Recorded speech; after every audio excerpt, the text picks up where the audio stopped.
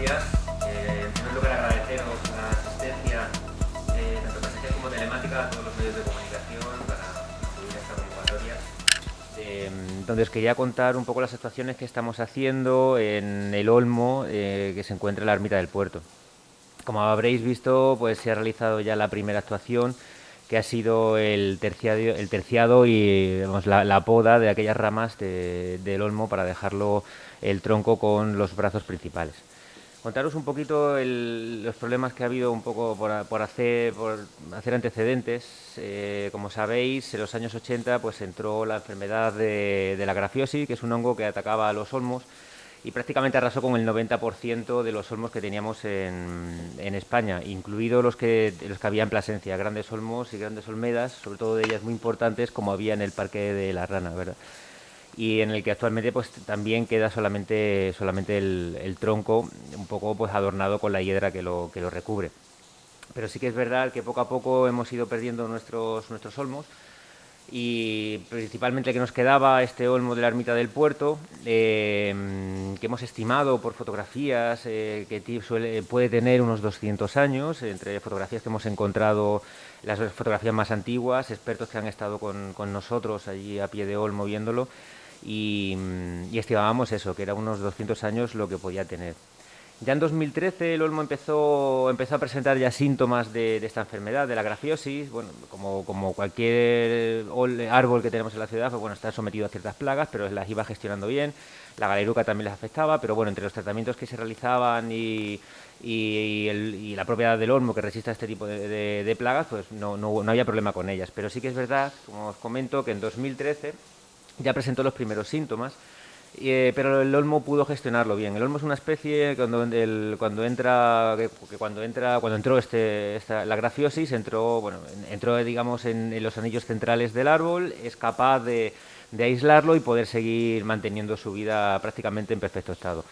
Cierto es que ya en la primavera pasada empezamos a ver otra vez los síntomas mucho más fuertes en el olmo, y ya empezamos a sospechar que podía tener problemas de supervivencia el olmo.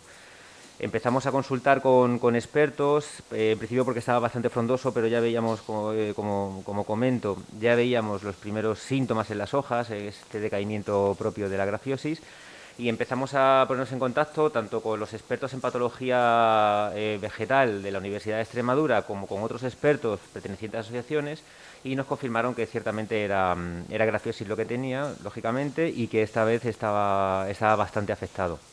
Así todo esperamos a ver el periodo vegetativo, a que hubiese un parón vegetativo, a ver si el olmo podía resistir, y desgraciadamente pues el olmo ha muerto tras el periodo estival. Por tanto, para evitar por un lado la pudrición de las ramas superiores, que son las primeras que empiezan a partirse, que se quiebran por las condiciones meteorológicas y que causan problemas de seguridad a los ciudadanos, sobre todo a aquellos usuarios que frecuentan tanto la ermita como Valcochero, tanto a nivel ocio, deportivo y para el culto religioso, pues tomamos la decisión de poder actuar sobre ese olmo. Por un lugar, en ningún momento se pensó en cortar directamente, en talar el olmo. Teníamos que hacer alguna actuación porque este olmo nos ha acompañado toda la vida, porque este olmo significa mucho para los ciudadanos y sobre todo pues para la zona y para la ermita del puerto. Entonces, a través de redes sociales, de movimientos que hay por redes sociales, a través de peticiones que hemos tenido de forma particular, a través de expertos como nos pusimos en contacto con la asociación ARBA, que es la Asociación para la Recuperación del Bosque Autóctono, también sus técnicos, pues que han actuado en otros olmos también muertos en otras localidades de la región, pues tomamos la decisión de hacer una recopilación de todas estas propuestas y llevar a cabo aquella que era la más conveniente, tanto para el propio árbol muerto como para la ciudadanía, como para intentar mantener el recuerdo de este olmo que tanto nos ha acompañado.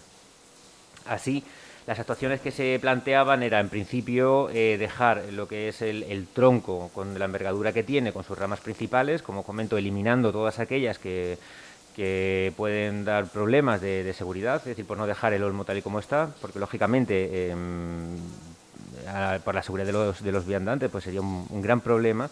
Y se decidió hacer un terciado, que es recortar todo este tipo de rama para mantener este tronco.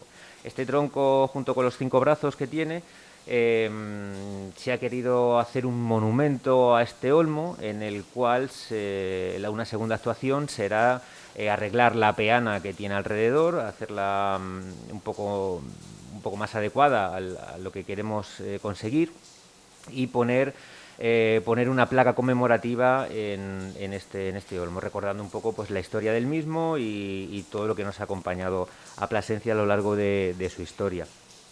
Hemos tenido también la colaboración, como os comento, directa de asociaciones ecologistas, de asociaciones protectoras, y que nos han ido acompañando durante todo el proceso para hacer. Ha habido propuestas también de realizar, intentar mantener, entre comillas, el olmo vivo. Hemos tomado la decisión de instalar, una vez que terminemos todos los trabajos, instalar unas cajas nido en la cara norte del olmo, que tenga la función de poder alojar quirópteros y páridos, es decir, murciélagos y aves, pequeñas aves que son insectívoras, con la idea de que el árbol siga siendo soporte de toda esta biodiversidad que ha tenido siempre el olmo y que tiene la zona de Valcochero donde se localiza.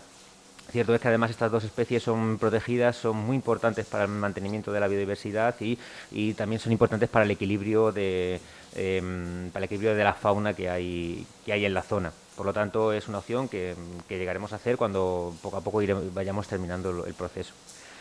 Para no perder la tradición de tener un olmo junto a la ermita del puerto, hemos vuelto a contactar con el proyecto Olmo Vivo. Ya os comenté en su día que se habían solicitado al Ministerio, el Ministerio, olmos resistentes a la grafiosis. Hemos vuelto a contactar con estos técnicos con la idea de volverles a proponer esta petición. Nos comentan que sí, que no ha habido ningún problema. Por lo visto, la petición inicial no llegaron a recibirla, y ya directamente, consiguiendo sus contactos con el técnico, con David León, hemos conseguido desde el Mineco y responsable de este proyecto Olmo Vivo que nos haga partícipe de una parte de este proyecto y decir recibiendo este tipo de olmos. Nuestra idea es plantar 2 árboles, 2 olmos de estos resistentes, un poco por control, junto al que existe actualmente. Buscaremos los informes pertinentes de los técnicos para tampoco obstaculizar el tráfico, pero la idea es, sobre todo el tráfico que hay allí en la zona, y para que los autobuses, en general, el tráfico pueda seguir transitando y no tengamos problemas en su instalación. Pero la idea es que dentro de unas décadas podamos seguir teniendo un olmo, y además resistente a la grafiosis, en nuestra ermita del puerto. Y en principio seguimos recogiendo propuestas. Si habéis podido consultar también las redes sociales, hay movimientos en los que se han publicado poemas, se han publicado fotografías antiguas. Estamos haciendo también recopilación de todo esto, porque no deja de ser historia de la ciudad, historia de este olmo y la historia de la propia ermita del puerto. Estamos abiertos a cualquier otra propuesta que hagan tanto los usuarios como los ecologistas, como aquellas asociaciones o incluso ciudadanos que tienen amor por este olmo. Y de hecho, cuando se han realizado estos trabajos, ha habido muchos ciudadanos que han querido recoger muestras del olmo, en recuerdo a lo que significó para la ciudad de Plasencia.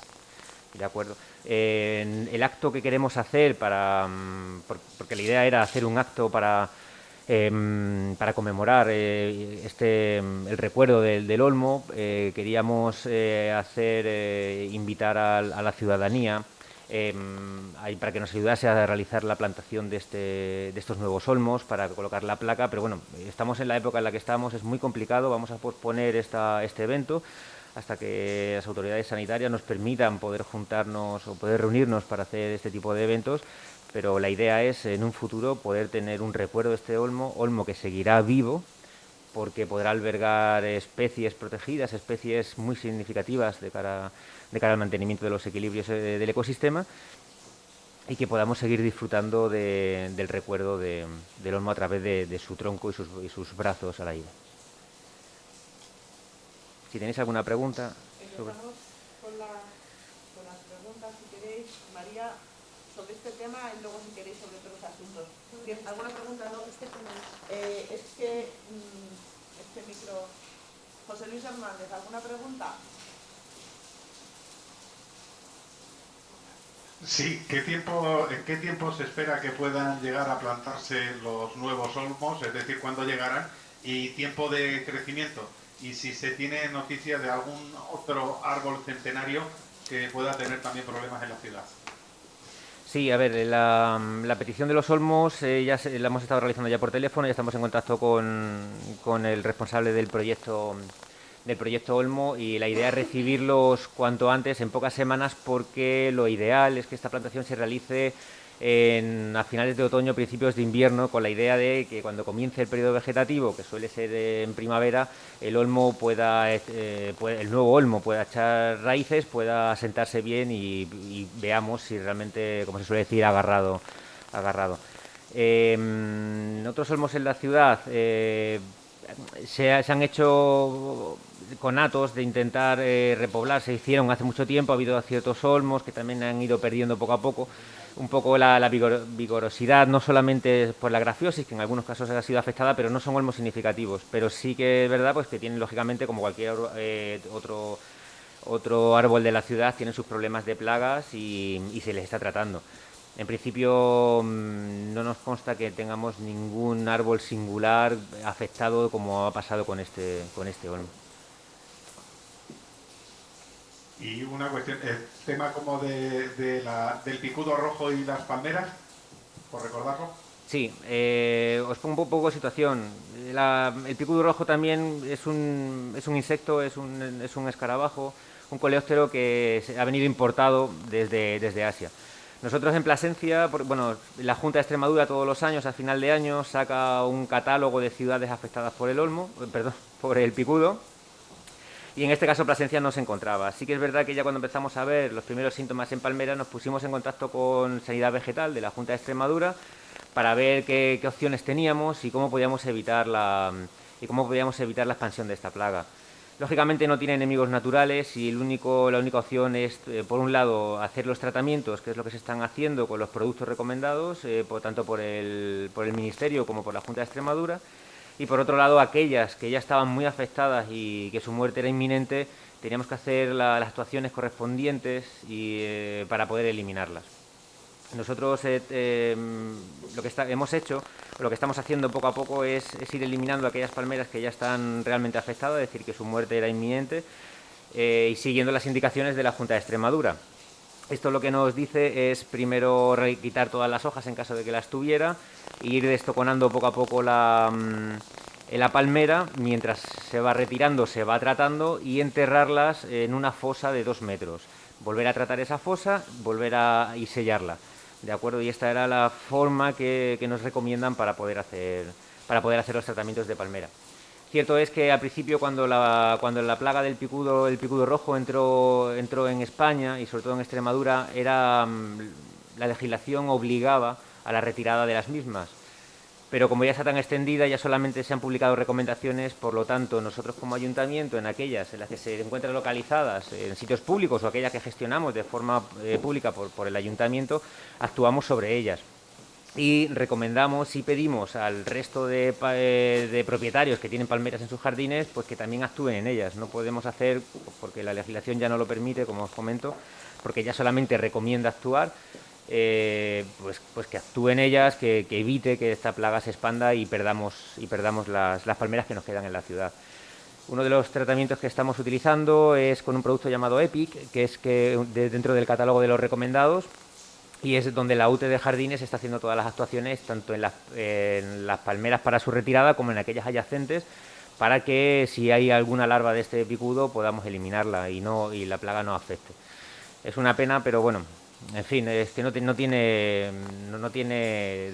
este escarabajo no tiene depredadores biológicos, por lo tanto tendremos que confiar en que poco a poco podamos atacar la plaga con medios alternativos, en este caso con la aplicación de productos, para poder erradicarla cuanto antes y evitar la pérdida de los palmerales que tenemos en la ciudad. ¿Alguna pregunta más, José Muchas Luis? Gracias. Eduardo Palomo. No, gracias. Nada, por mi parte, muchas gracias, Sergio. Ana Belén Hernández. Yo sí, porfa, una. Sergio, ¿podrías explicar un poquito más, que no te he entendido bien, lo de cajas nidos para murciélagos y algo más? Sí, disculpa. Mira, las cajas nidos, bueno, en función de la especie que queramos ayudar, por decirlo así, para su nidificación y para su reproducción, pues cada especie tiene su tipo de nido en el que hacerlo, ¿vale? Es decir, sus características propias. Por lo tanto, existen en el mercado una gran cantidad de cajas nidos en función de la especie a la que queramos ayudar. En este caso, habíamos decidido, sobre todo por la zona, primero instalar cajas nido que tengan doble función. Por un lado, que sirva para los murciélagos, ¿de acuerdo? Porque son, aparte de que están protegidos, son unos mamíferos muy importantes para los equilibrios de los ecosistemas. Y por otro lado, para los páridos. Los páridos son un tipo de ave pequeñita, son los herrerillos y este tipo de aves insectívoras, que ayudan al mantenimiento, pues, no solo del equilibrio de plagas, de otro tipo de problemas que incluso puede tener, ¿vale? Se alimentan de este tipo de insectos, sobre todo de sus larvas, y son grandes indicadores de la calidad de los ecosistemas. Entonces, con la idea de seguir manteniendo un poco la función de este olmo que hemos perdido, pues era instalar este tipo de cajas nido, ¿vale? Para estas dos especies en concreto, estos dos tipos de especies. ¿Alguna cosa más, Ana? No, gracias. Raquel Rodríguez. Hola, sí, yo quería aprovechar para preguntar por la reunión que han tenido con la Sociedad de Cazadores de Plasencia, por si habéis visto alguna cosa interesante. Sí, bueno, ya en su momento ya comentaremos un poquito más específico, ¿vale? Cuando se acerquen las fechas, pero sí que es verdad que todos los años, pues, mantenemos reuniones con la Sociedad de Cazadores, en este caso como adjudicataria del pliego de condiciones del aprovechamiento de caza del Monte Barcochero, y hacemos un poco las planificaciones sobre el cumplimiento de ese pliego y de las actuaciones que ellos hacen o que deben realizar, e incluso nos proponen dudas y nos proponen no actuaciones, sino aquellas actividades que ellos plantean y en qué forma podemos mejorar, ¿vale? La idea es tener un contacto estrecho tanto entre adjudicatarios y en este caso ayuntamiento. ¿Alguna cosa más, Raquel? Gracias. No, gracias. ¿Alguien tiene alguna cuestión más o damos por terminada la rueda? Pues damos por terminada la rueda. Muchas gracias a todos.